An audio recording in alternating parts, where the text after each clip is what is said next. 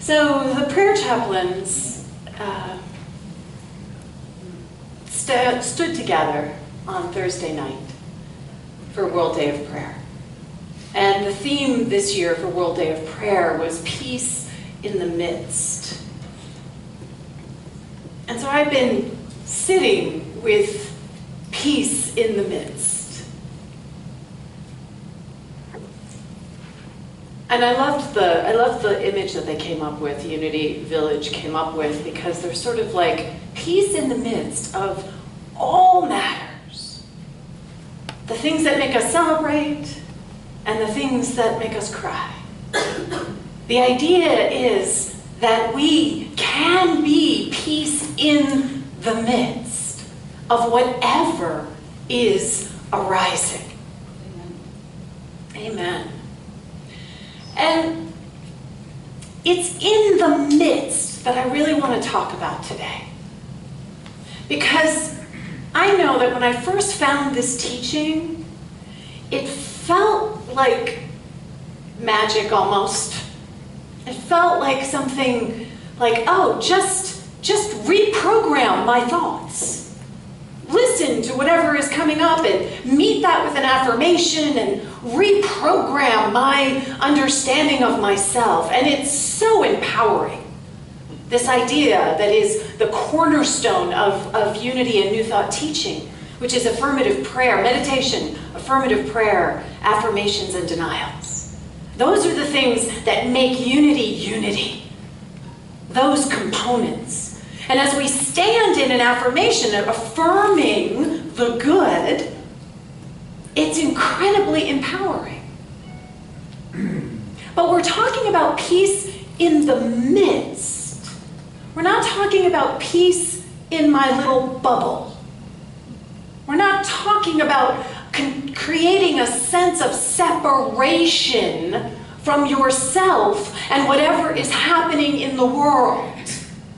It's peace in the midst, not outside of everything else that's happening. So I found this image and I thought, this is like where we start in this teaching. This idea that through prayer and meditation that we're going to create this cocoonable, safe space for ourselves. And in that safe space, it's all green and fairies are dancing. And this is actually magical thinking. This is not real.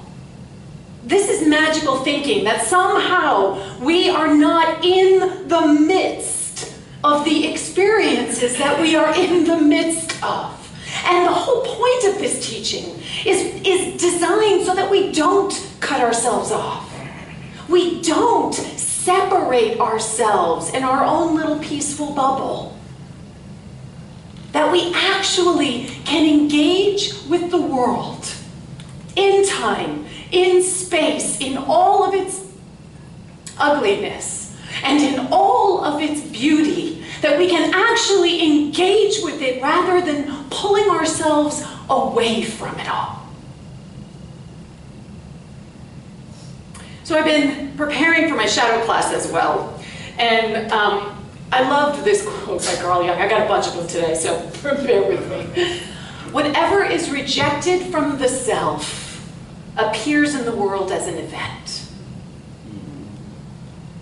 So let's go back to this picture. What we know about Unity teaching is that we are the microcosm of the macrocosm. That there is nothing inside of me that is not in the world, and there is nothing in the world that is not inside of me. And yet when we look at this image, it's as if they don't exist in the same place. Whatever is rejected from the self, the lightning, the storm, appears in the world as an event. This is where we get to do our work, folks. This is where we get to do that inner work. Because what we're seeing showing up in the world is us too. We are not separate from it. We are not, because there is nothing that is outside of the realm of the divine. So I like to say, instead of stepping into magical thinking, that the invitation is to step into miracle being. The miracle beingness that we know our divinity, we know what the truth is, and from that place we can meet everything that seems other with love, with grace. We don't have to shut ourselves off from it. We don't have to be separate from it. We have nothing to fear in the midst. So this became very clear to me. I had, as many of you know, I'm an agape, as part of my many credentials, I am an agape licensed spiritual practitioner, and I discovered New Thought through Centers for Spiritual Living, and I trained down in Los Angeles with Reverend Michael Bernard Beckwith, and at the end of my training, I went on a 10-day silent Vipassana retreat. It was my own gift to myself. I had been cultivating my meditation practice. I had been sitting and sitting. I had gone from being unable to sit for as long as 30 seconds. The beginnings of my meditation practice were fraught. And I had gotten to a place where I could sit. I could really sit. And I thought, I'm going to do 10 days of silence. Totally terrified me. I'm going to be totally honest with you. Terrified me. This idea that I was just going to be with myself for 10 days. And it was in Joshua Tree, which is, Chris and I, we would go to Joshua Tree all the time. It was like our magic, mystical, sacred space. And Spirit Rock was actually hosting this retreat in Joshua Tree. And so I signed myself up, and I go and I'm sitting there with hundreds of people, right? Lots of people there for this retreat. And we're all sitting in the silence for 10 days. Do you know how loud it is in the silence for 10 days? It was so loud what was going on inside my head and my heart and my beingness. It was like all of a sudden I got to a space where I could hear something. Now, while I was at Agape, I was also part of the Agape choir. And I would sing in the choir, and it was really a linchpin in my spiritual practice. Showing up for choir. Choir rehearsals were 3 days a week, and we sang once a month, 3 services on one Sunday.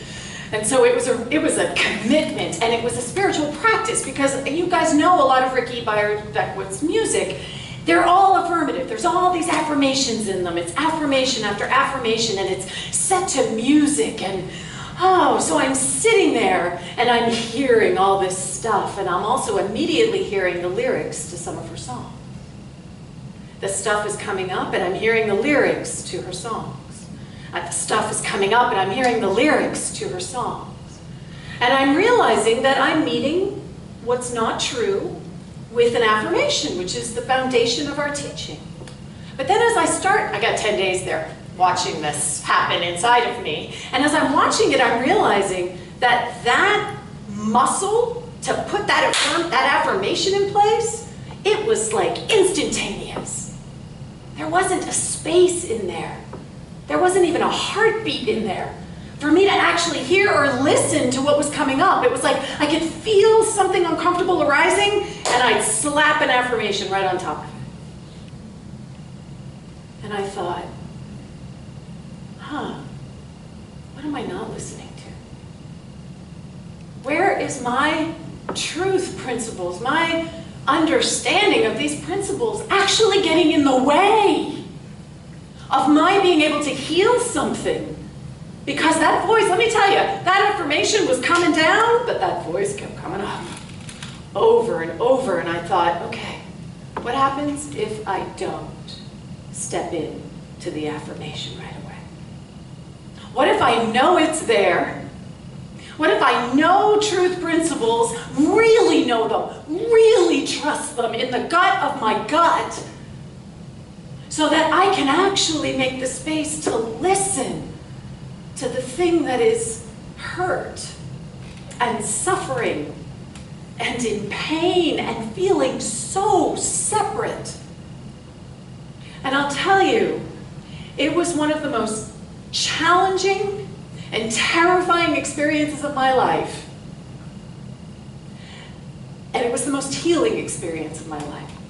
Because all of a sudden I could really hear things within me that I thought I had healed, that I thought weren't really active anymore in my life. And oh boy, they were screaming for attention. They wanted me not to meet them with some, affirmation muscle jerk response. That part of me that was in pain wanted to be met in love.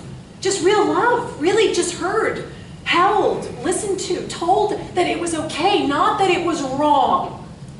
Not that the part of me that was in pain or in loss was wrong, but that there was wisdom there too.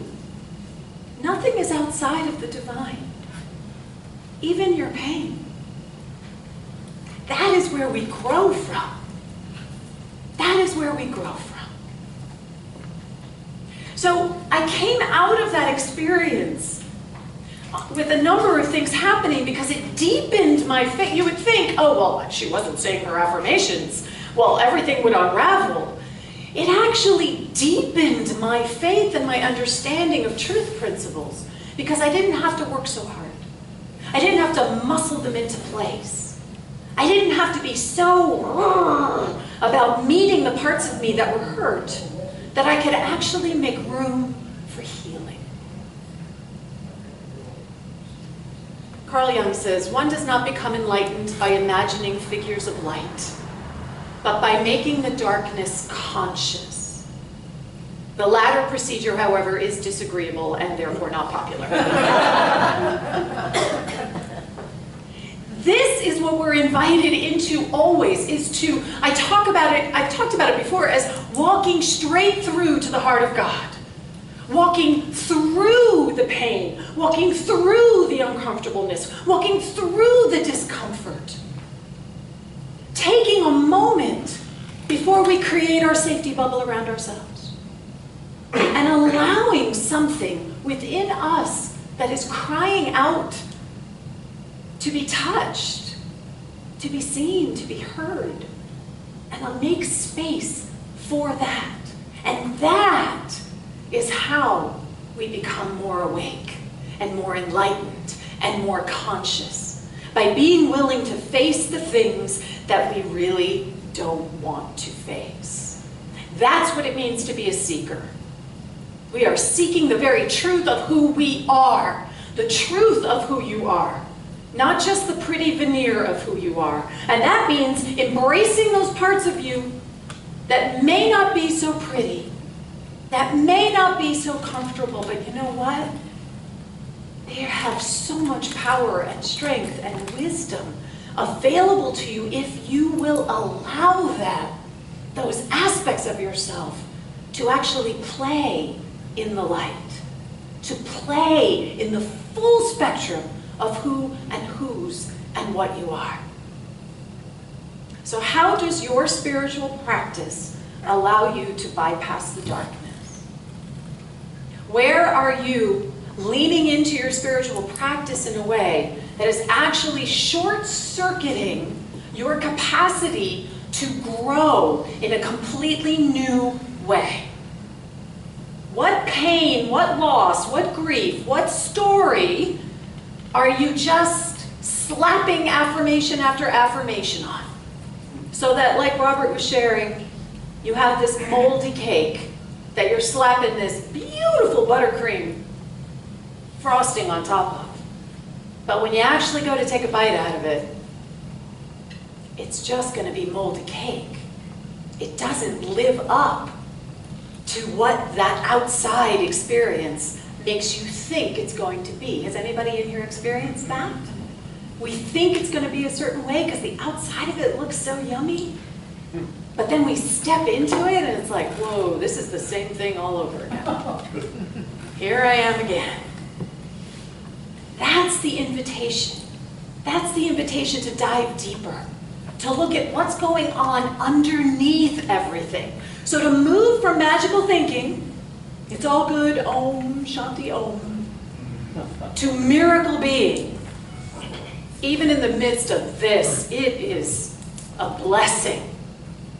as I cry, as my heart is torn open, I know truth principles are active right now. Miracle being. You got to be willing to engage the shadow. You have to be willing to engage with that part of you that makes you uncomfortable. We all have it. I know Danielle's going, no, I don't want to. But we have to be willing to engage with that part of us. That's just the first step. To just say yes to, like, it exists within me. There are things about me I don't know, but they're driving my life. And I don't even know them. We have to be willing to listen deeply. So that when we hear the pain, when we feel that, that little nudge, for some of us it's not a voice, for some of us it's like a place in your body, it shows up, you know what I'm talking about though, the thing that tells you that there's something there. That's the opportunity to actually listen to it, not shut it down, not shut it away, because guess what, folks, things grow in the dark. They get moldy, they get really weird. When we bring it into the light, there's an integration that happens. Things are cleansed, things transform. It's alchemic. It's alchemic what happens. And we have to show up as love and compassion, because these are the parts of ourselves that we're not so thrilled about. These are the parts of ourselves that we kind of want to hide from the world and from ourselves. Like Robert was saying, like, I want to hit that bicyclist. We have to show up compassionately for that part of ourselves. We have to love that part of ourselves. We have to listen to, what is that? Where is that anger coming from? Where is that living in me? And how is it showing up in other areas of my life where it does express and I'm not aware of it? It's really about embracing wholeness. You are whole. You are whole, perfect, and complete, even in your imperfect human expression.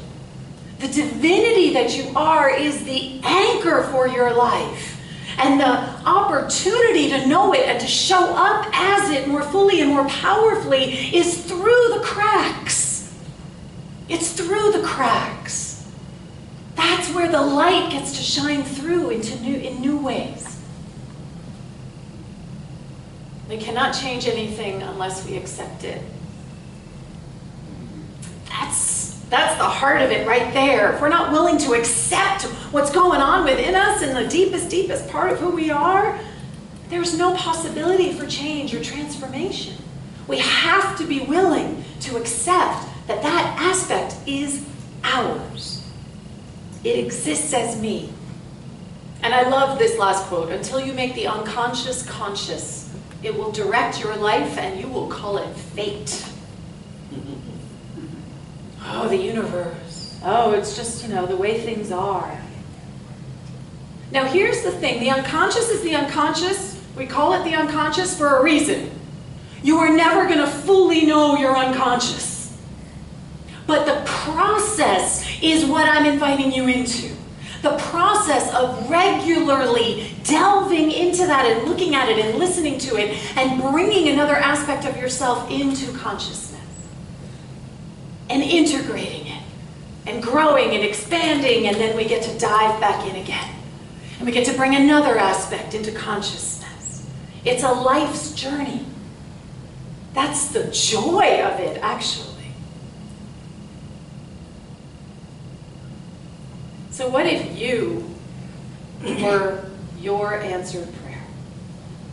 Not something outside of you, not something over there, but what if the very parts of you that you have been saying no to, that you have been sitting upon, that you have been separating out because you judge them as not being good enough or not being necessary or not being important or just plain old embarrassing? What if that aspect of you is your answered prayer, the very thing that you are trying to anchor for yourself right now? It's not outside of you, folks.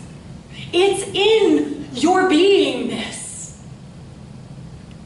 Bring it into the light. Acknowledge the shadow. Dance with the shadow. Be present to the shadow. Now, I will say that when I did my retreat at Joshua Tree and I sort of stepped into this process, I was surrounded by 100 people who were also in the midst of their own internal process. I was surrounded by facilitators. I was anchored in a community that was holding space so that I could sort of be where I was with my tears and my pain and my loss and my all of it. So I am offering the class because this work is challenging. This work goes right to the heart of who we are.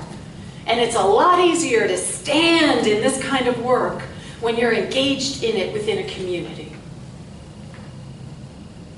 What if you are your answered prayer? Because this image is what I see peace in the midst as. Look at that storm surge. And look at that guy. He's just hanging out there. Because his spiritual practices, that's the lighthouse. The mortar, what's the lyric, Danielle? The love is the brick. The mortar, love who stacked the stones. Love who stacked the stones. This is what you build as your citadel. And then you can stand upon the firmament. And come what may. And the more you practice, the stronger and more deeper and more grounded and anchored your lighthouse becomes. So that you have nothing to fear.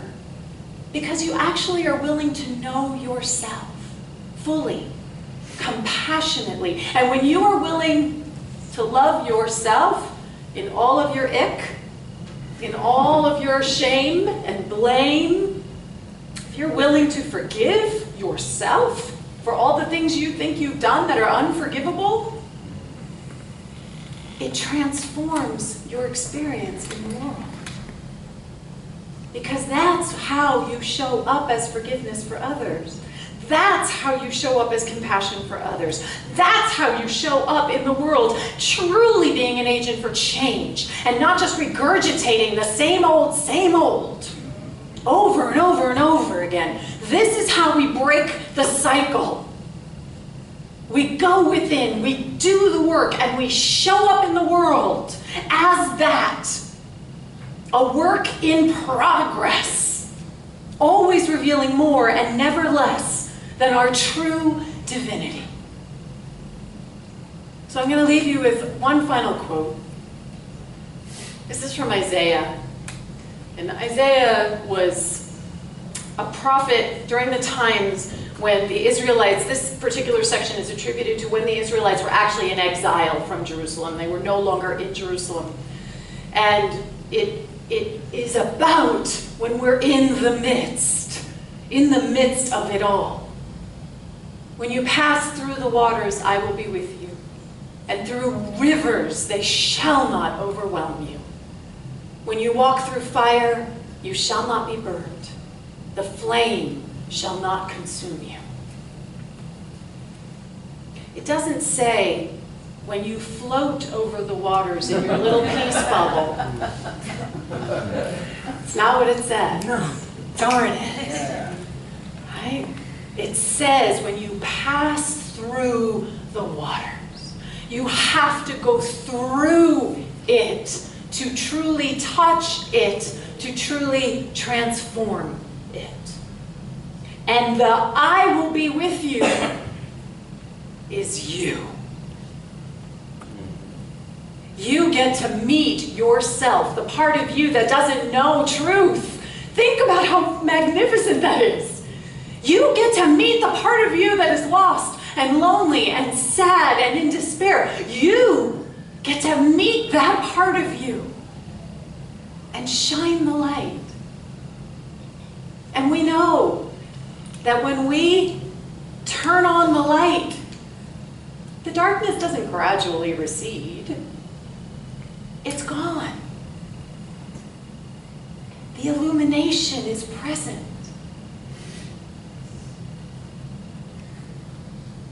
When you pass through the waters, I will be with you. And through rivers, they shall not overwhelm you. when you walk through fire, not around it, you shall not be burned. The flame shall not consume you. This is true faith. This is the lighthouse that is a beacon, not just for yourself, but for the entire planet. So let's take this into our time of meditation.